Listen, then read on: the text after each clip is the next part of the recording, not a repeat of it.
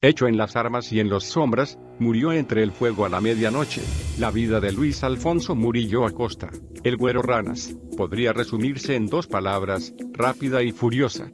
A sus 29 años vivía entre las armas, el fuego, y una paranoia que apenas lo dejaba dormir. Corriendo el carril de máxima velocidad, siempre estuvo consciente que en cualquier instante podía acabarse todo. Esa realidad lo alcanzó la madrugada del martes 27 de febrero pasado, cuando un comando castrense coordinado por elementos de la Procuraduría General de la República, PGR, lo ubicó en una calle polvorienta de la colonia Loma de Rodriguera, donde lo cazaron. El ataque para acabarlo fue sorpresivo y certero. De pronto varias unidades de civiles le habrían salido al paso al Tahoe color blanco, que conducía Murillo Acosta. Y fue entonces que varios soldados les empezaron a tirar. El Güero, que nunca permitía que su gente condujera su camioneta, maniobró hacia el norte de la calle Álvaro Obregón, de ese mismo sector, cuando otros dos vehículos de soldados le salieron al paso, obligándolo a tomar hacia el este de la calle 7A, pero era inevitable. Los soldados seguían disparándole, y como un último recurso viró la Tahoe al norte de la calle Las Flores, donde terminó muerto. Más de 10 impactos le habían atravesado el pecho, y acabó estrellando su camioneta contra una pingüica. Aquello fue una ejecución. No iban a arrestarnos, iban a matarnos, dijo uno de los pistoleros a los que este semanario tuvo acceso. ¿Y quién habría logrado escapar? A petición de amigos y familiares de las víctimas que narraron el incidente, todo nombre y dirección confiada para la elaboración de la siguiente crónica, fue omitida. La vida breve de un sicario, el Güero Ranas, se había iniciado en las armas como pistolero desde los 20 años. Gracias a su determinación y ausencia de miedo, en pocos años había escalado los peldaños suficientes para ser considerado por sus jefes, quienes lo asignaron como jefe de una célula con 8 pistoleros a su cargo. Resguardaban el norte del municipio de Culiacán para los hijos de Joaquín Guzmán Loera, el Chapo. Quienes lo conocían dicen que al Güero Ranas le gustaba la soledad y las plantas, y sus hombres debían esperarlo a que regresara de todo ensimismamiento en los que de pronto caía. No hablaba mucho, pero cuando podía bromeaba, y quienes interactuaron con él días antes de su muerte, recuerdan que bromeaba con la soltura de un adolescente. Dicen que cuando una persona se va a morir, mira cosas, como fantasmas y todo eso, pero no sé si él miraba algo, pero si de pronto se quedaba callado. Y quién sabe qué tanto pensaba, recuerda un familiar que frecuentaba platicar con él. La pregunta al pariente de Murillo Acosta es inevitable. Le están achancando la muerte de los soldados que emboscaron hace 1 año y medio. ¿Qué opinas? Pues él andaba en eso. Era gente del Chapo. Era su trabajo y era leal. Pero no sé hasta qué punto él participó en todo eso que le achacan. El ataque a los militares ocurrió el 30 de septiembre de 2016 en la entrada norte de la ciudad, cuando un comando compuesto por varias células emboscó a un grupo de militares que custodiaban una ambulancia de la Cruz Roja que trasladaba a Julio César Ortiz, el Kevin, un pistolero que había sido detenido en la sierra de Badiraguato, luego de un enfrentamiento cerca de Bacacoragua. El Kevin fue rescatado durante el ataque en el que murieron 5 soldados y 10 más resultaron heridos. Semanas después apareció muerto en Nabolato, con huellas de haber sido torturado.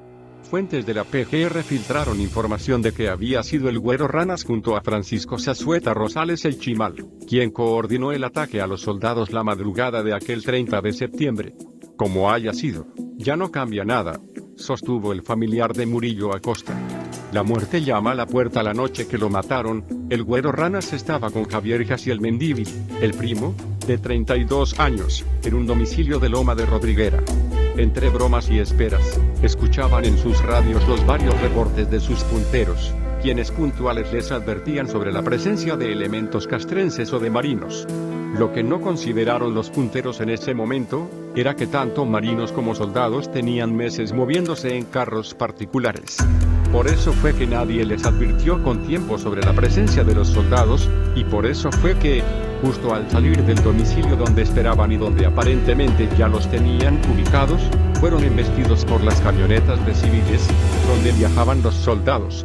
La agresión tomó por sorpresa a los pistoleros, y el güero, que según afirman quienes lo conocían, era extremadamente bueno para manejar, enfiló rápido hacia el norte por la calle Álvaro Obregón, pero entonces dos camionetas de soldados, las llamadas rápidas, les salieron al paso cortándoles el trayecto, propiciándose ahí un primer enfrentamiento.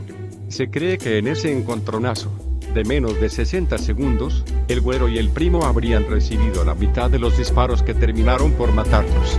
Herido de muerte, Murillo Acosta cortó por la calle Séptima a gran velocidad, mientras los soldados se lanzaban tras de ellos disparándoles con sus rifles M16 y M4, impactando de muerte al güero y al primo, considerado este último como el segundo hombre más importante de la célula que comandaba el güero. La camioneta todavía dio vueltas sobre la calle Flores hasta estrellarse con un árbol de pingüica, donde los pistoleros sobrevivientes repelieron la agresión, pero entonces ya era inevitable, el güero Ranas yacía herido de muerte en el asiento del conductor, y a su lado el primo lo habría de seguir hasta la muerte pocos minutos después.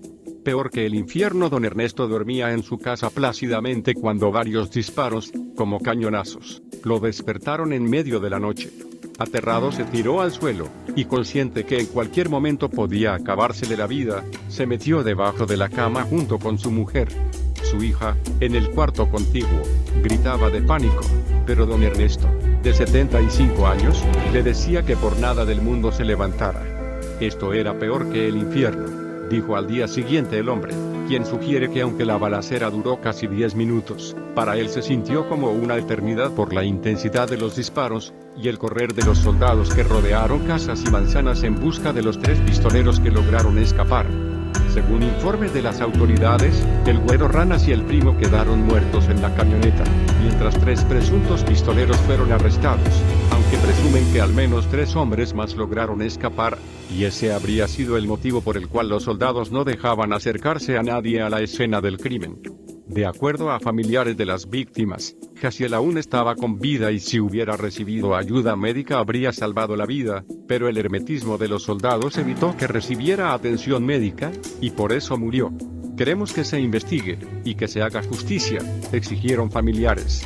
Mientras la balacera concluía, la casa de la mamá de Murillo Acosta fue asegurada por elementos castrenses, quienes habrían violado las entradas y entrado a la vivienda, aun cuando el güero Ranas ni siquiera vivía ahí.